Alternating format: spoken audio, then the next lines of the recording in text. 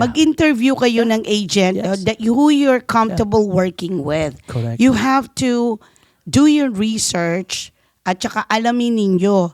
Kasi right now, alamin ninyo kung gano'n na sila katagal sa negosyo, Correct. sa business. Correct.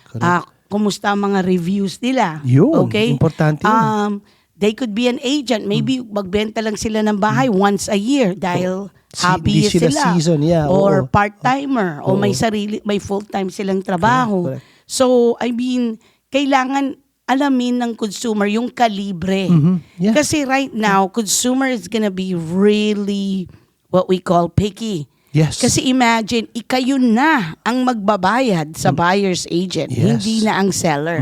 So, syempre, kung gusto ninyong, you want the best of the best and you want your money's worth, Yeah. you're gonna have to find the right agent That's that right. will represent That's right. you. And it's so easy to look up a person or an agent Oh naman my eh.